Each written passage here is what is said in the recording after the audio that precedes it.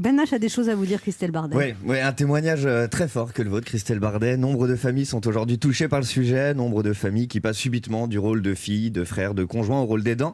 Par la force des choses, par amour, par devoir ou simplement parce que c'est comme ça. Les aidants ont un rôle déterminant et pas reconnu, si ce n'est par les malades eux-mêmes. Oui, nombre de familles y sont confrontées, vous disais-je, et la mienne n'y fait pas exception. Votre histoire d'aidante auprès de votre maman fait écho de loin à la mienne. En effet, quelques concours de circonstances ont fait qu'à l'âge de 16 ans, j'ai dû partir vivre chez mon arrière-grand-mère, à l'époque âgée de 88 ans. Imaginez une dame dans le public, ça pourrait être sa fille, 88 ans. Même Elisette, qui nous écoute peut-être aujourd'hui depuis un endroit où on ne calcule pas l'audience, m'a alors hébergé pendant 2 ans. 88 ans, ça commence à faire du kilomètre. Elle a connu Paris sans voiture, le 3e Reich, mai 68, David Douillet, ministre. Je pouvais parfaitement comprendre que tout ne tourne pas rond sous le capot. Un trou de mémoire, perte d'objets, difficultés dans un contexte social. En termes de symptômes, on était clairement sur une phase 3 d'Alzheimer. Et moi, je n'ai rien vu. Pourquoi ? Eh bien parce qu'à l'époque, sous l'effet des stupéfiants, j'avais moi-même un équivalent d'Alzheimer phase 4.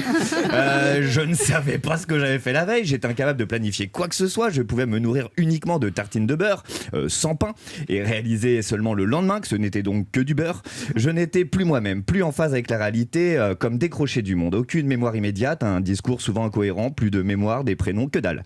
Pour parler en termes médicaux, j'étais complètement défoncé. Je dis bien j'étais. C'est là que mon arrière-grand-mère, âgée de 88 ans, endossait le rôle d'aidante auprès de ma personne.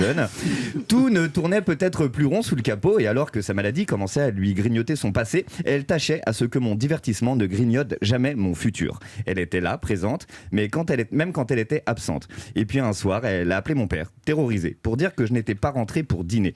Ce soir-là, j'avais déménagé depuis déjà près de 6 mois. Cette chronique, c'était pas ma plus drôle, c'était juste un témoignage comme le vôtre, et une pensée pour celles sans qui je ne serais peut-être pas là. Merci mamie.